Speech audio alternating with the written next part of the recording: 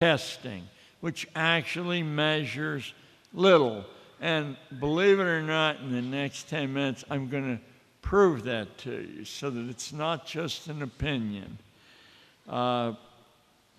Its principal value is convincing you to believe its verdicts and so reduce your own presence in many settings. No compelling correlation has ever been shown between test scores and real-world accomplishments.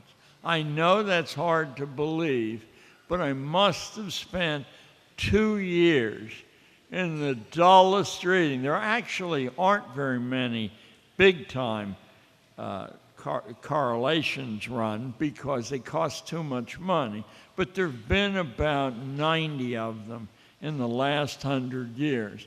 Some of them actually come up negative. That is, the better you do on tests, the worse you do. But most of them, it's simply no correlation.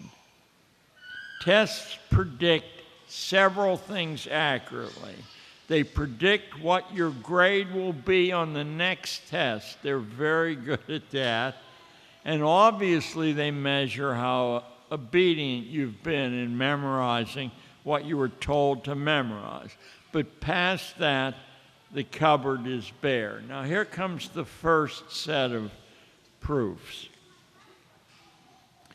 Has anyone in this audience ever even thought of asking their accountant, their architect, their engineer, the doctor, their house painter, their attorney, or their barber for their test scores?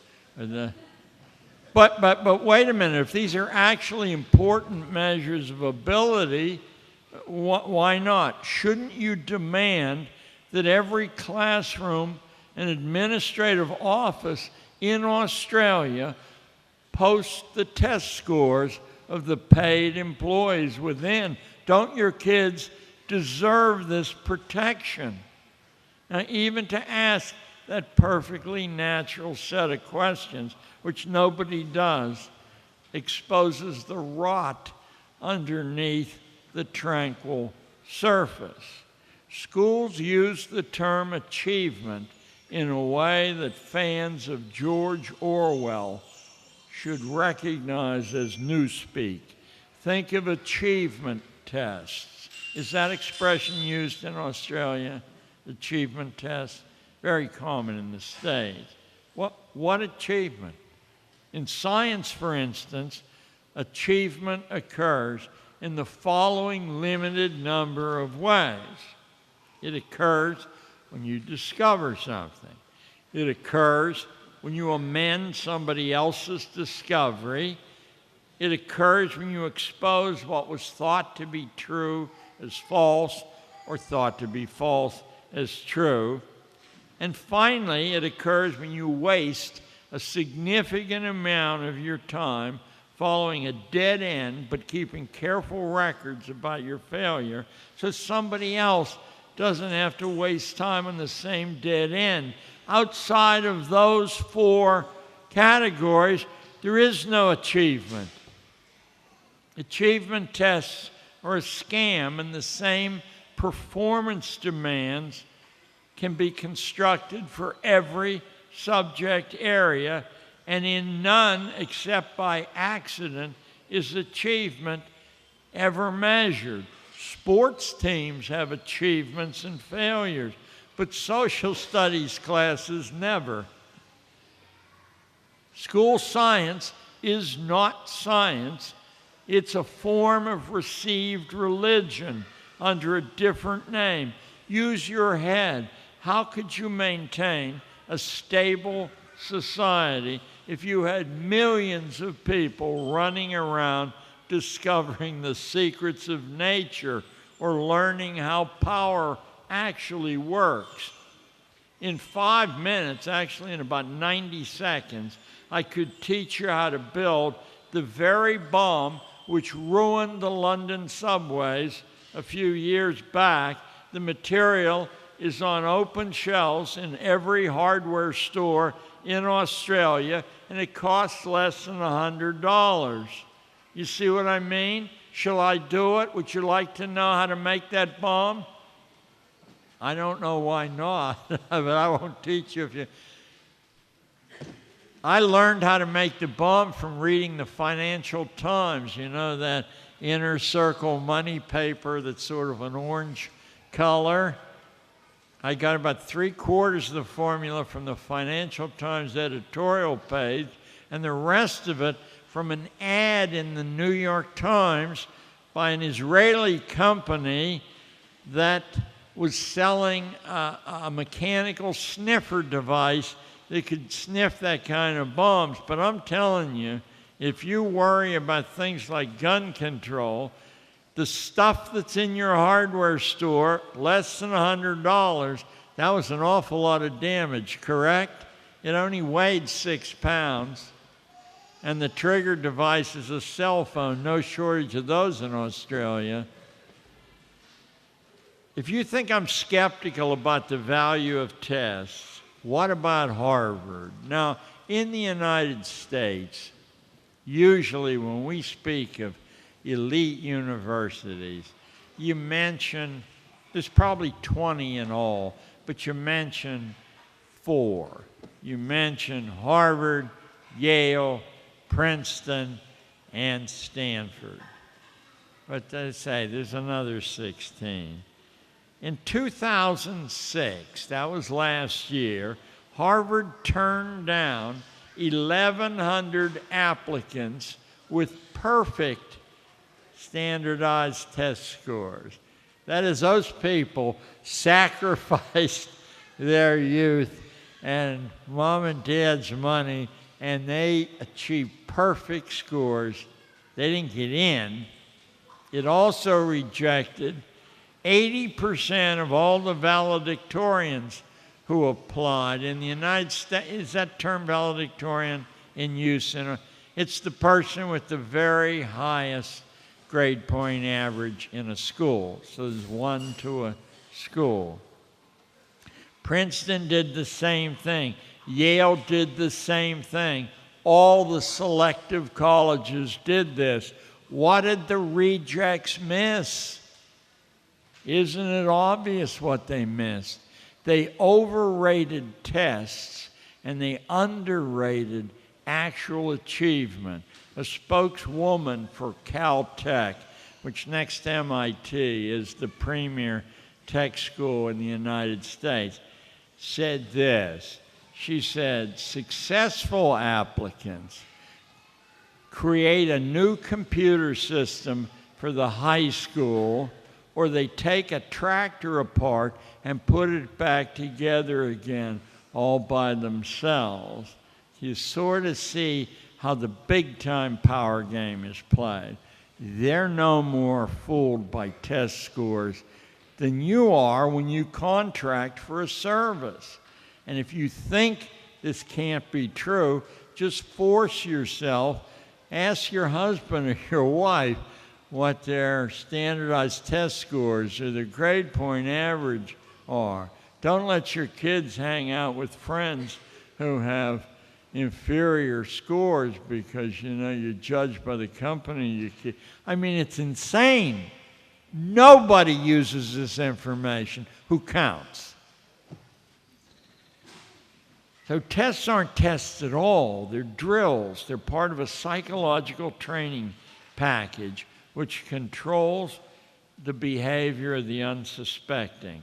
The ultimate goal is to establish and perpetuate a hierarchy. You have to be made to feel that you failed. You know, we can only accept people who made these cutoff points on tests. Well, why is that if there's no correlation between performance?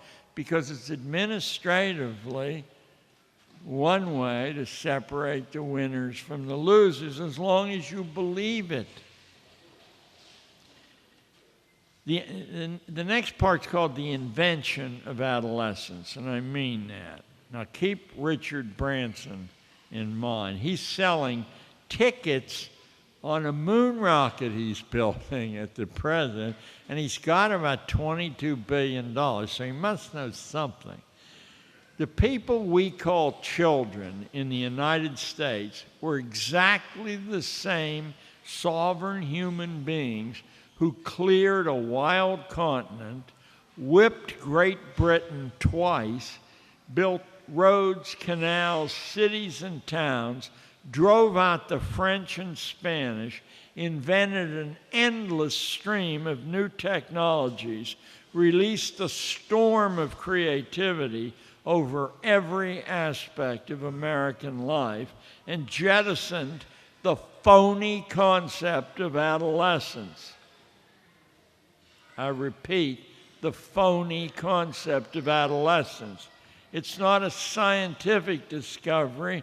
It's invented by one jerk with a long beard in about the year 1902.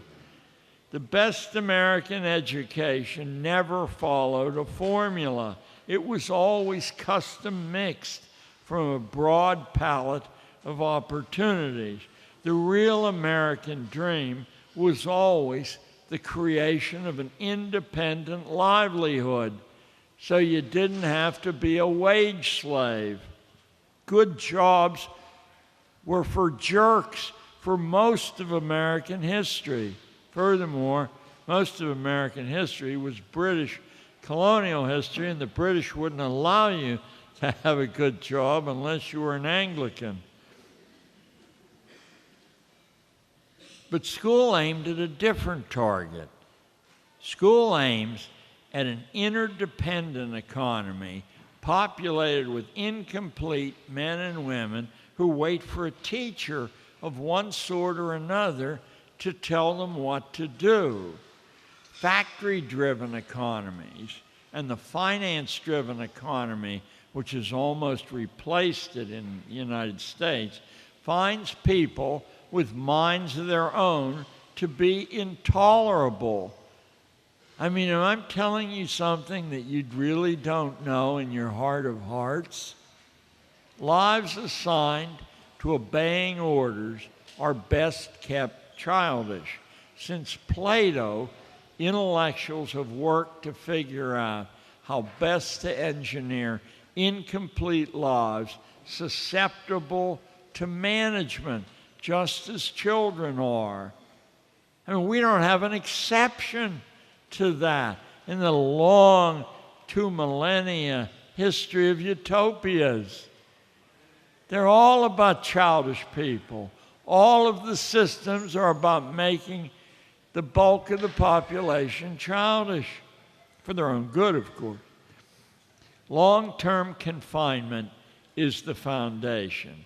Once legislation compels attendance, all else follows naturally, although it was no picnic even with the law in the United States, because we had had a couple of centuries of forgetting basically childhood after the age of 7. You were human beings. I might have thought twice about Mrs. Branson's at the age of 4, but certainly by the age of 7, you're dealing with a human being, male or female. By the age of 12, you're dealing with a man and a woman. And attempting to keep them on one of these artificial stage theories of growth is a good way to create the problems that you then hire specialists to help you solve. So long-term confinement is the foundation. And when that was imposed on the United States, beginning in 1852 in the state of Massachusetts, let me tell you what happened. Nobody who studies school history in a teacher's college gets to hear this, but let me tell you, the books are filled with this. And Canada was exactly the same way. The grief found expression through riots, arson, dynamitings of schools, teachers, quote, beaten to a jelly.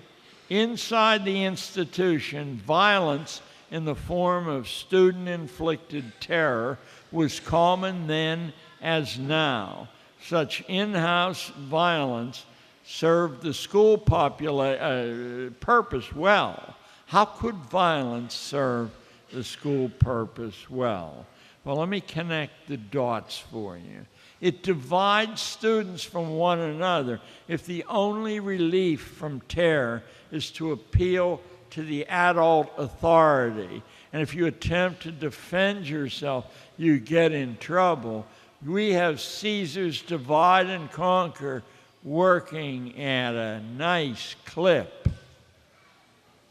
Violence is a friend of institutional schooling. Our president during the First World War, Woodrow Wilson, had as his closest advisor a fellow named Edward House, House. And if you asked your librarian to get you a copy of House's autobiography, you will discover that House, at the age of 9, always went to school with a loaded revolver and a sharp knife. He said the people who could not defend themselves, the horrible things that happened are beyond the belief of parents. One trick in House's school was to hang people who couldn't defend themselves until their faces turned purple, and then you cut them down. We're talking about a history of movement toward enlightenment through institutional schooling, which is an absolute bald-faced lie. Now, those who authorized this artificial extension of childhood believed, as you now know, excuse me, that it justly fit the biological realities, thanks to Mr. Darwin, that it was a kindness to the inferior biology. By making management more effective, it made the economy more profitable. And the truth is, that was true. That was a half-truth in a factory economy. If people can't argue with the boss because they don't have the imagination to argue with the boss, the factory works a lot more efficiently. If gross national product was the only yardstick, the contention is half true, but the other half is quite troubling. Under universal schooling, the purchasing power of an average American worker's income fell in half over the past 100 years. In 2007, it takes 2 working parents to maintain the standard possible for 1 working American parent in 1907. That information is from Johns Hopkins University, which is quite an elite college in America. Even more devastating, inventiveness as measured by our patent office applications declined by 67% over this same period of institutional schooling. And I want to remind you that in Spinoza, such imaginative schooling, or unimaginative schooling, is a sign that school is doing its job. But it's the economic order which initiated our style of dumbed-down schooling declined, the bankrupted imaginations and extended childhoods, which once served well, grew to be a burden on the nation's ability to sustain its large middle class. We only keep a large middle class in the United States by borrowing sums of money that are inconceivable from China, India, Malaysia, Japan. All of the American taxes collected, every penny of them, is just barely sufficient to pay the interest on the national debt, not to reduce it at all, to pay the interest. Okay. The America which inspired other nations for 200 years, and I think you guys are going to have to take over that job, was a place without the term human resources. You want to break people's nose who use that term, or workforces. You want to punch them in the gut for that term. Those are two metaphors created by minds diseased beyond hope of redemption. You're nobody's human resource, and you're not part of a workforce. You're a sovereign spirit. You're a human being.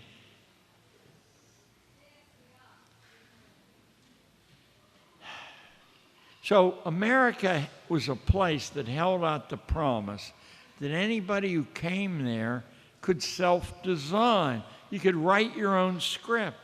We didn't give up that dream naturally, although it's almost gone in the States, except among the homeschoolers. It was taken away from us by social engineers with other goals in mind, chief among them efficient social control under a system of scientific management. At the beginning of the 20th century, after casting about for a credible, a believable strategy behind which Spinoza, Darwin, Wundt and company could hide, the pseudoscience of pedagogy invented a condition called adolescence, which justified forced confinement schooling as a scientific necessity, a kindness to those deprived of responsible lives. By keeping the young from any useful role in making society work, as George Washington or Abraham Lincoln or Thomas Edison had, they all had useful roles in their society by the age of 11. Not, oh, that's nice, darling, useful roles. Useful roles. They were expected to carry their share of the load, and they did. Childhood can be extended far beyond its natural scope, even extended forever. Those who educate themselves are difficult to manage. Well-schooled people are not. The narrative of American history strongly contradicts the concept of adolescence. And so history itself had to be rewritten to conceal the fraud being peddled. What might happen if the model kids had to look at was the model of Andrew Carnegie? Is that a name that means? Okay. He was the first billionaire in American history, and he bought himself 7,000 acres in Scotland and built a castle that's still there. And his foundation, the Carnegie Foundation, is one of the key pillars that hold up American schooling right now. Carnegie moved from, now try to put yourself in this position, and you'll really have some fun with this. He moved from a foreign country at the age of 5 with an accent so thick that people couldn't understand him. His parents could not find work. They lived in a ghetto and barely were able to keep food on the table. He dropped out of school, I believe, at age 7 to become a bobbin boy in a garment factory. And he did that for a number of years to bring in some money so the family could eat in this ghetto near Pittsburgh, Pennsylvania. And at the age of 12, he saw an ad for telegraph operators on the big railroad of the day, the Pennsylvania Railroad, and he taught himself. I mean, he worked 18 hours a day, so he really had the language down, and he got himself a job as a telegraph operator at the age of 12. No schooling. Still a thick Scottish accent. How do you imagine that by the age of 20, that's 8 years, he became a business partner of the president of the railroad. There's a brand new biography on Carnegie out, and I know your librarian can get it for you. It's really worth reading, and you'll get some idea how the brainwashing that we've gone through for the past 120 years has kept us the prisoners of our own children, the jailers of our own children. So anyway, he's in a business partnership at 20. He has the equivalent of a couple million a year coming in 10 years later from passive investments, and so he sets out to conquer the world. The list of dramatic examples like Carnegie, if they gave me a week, I could give you one after another. People who did impossible things. Impossible things. When I was leaving this morning and hoping against hope that I could go back to bed, I was watching the telly, and into one of your harbors, I think Sydney, sailed 2 blind people who were sailing around the world alone. I'm telling you, the miracles that are built into you have been conditioned, not you as much as the rest of our countries, because you're homeschooling. It takes a lot of courage, a lot of insight. But what you're capable of is written broad across the record of the last couple of centuries. You're just not allowed to look at it. Franklin Delano Roosevelt, America's only 4 times president, had a C average in high school and a C average in college. John F. Kennedy had a C average in high school and a C average in college. George W. Bush had a C average in high school and a C average in college. The man he beat in the last election, John Kerry, the senator from Massachusetts, had a C average in high school and a C average in college. Al Gore, the great whatever you call it, flunked out of his first college and graduated from his second college with a C minus, but plenty of D's on his report card. Dick Cheney, who's caused an awful lot of trouble, flunked out of college twice. A name that you won't know, but in the United States by people on the left is considered a secular saint. Paul Wellstone got an 800 out of a possible 1,600 on his national standardized test. That's a 50 in my book. I mean, who are we kidding? America's computer industry arose almost exclusively from men without college degrees. Let me give you just a few of them. Bill Gates has no college degree, and his partner, Paul Allen, who only has $24 billion, the Gates is, I don't know, 50 or something. He has no college degree. He owns the Seattle Seahawks, by the way, who the Pittsburgh Steelers destroyed in the Super Bowl 2 years ago. I had a big bet on Pittsburgh. Steve Jobs of Apple, where's his college degree? Steve Wozniak of Apple had no college degree when he co-founded Apple and didn't have one for 10 years. He has one now. Why? Because he thought he'd get an education? No, he had this itch to teach school with his $30 billion, and they won't let him teach school without a college degree. So he went back and got one. Michael Dell of Dell has, I believe, only one course. He said, this is a waste of time.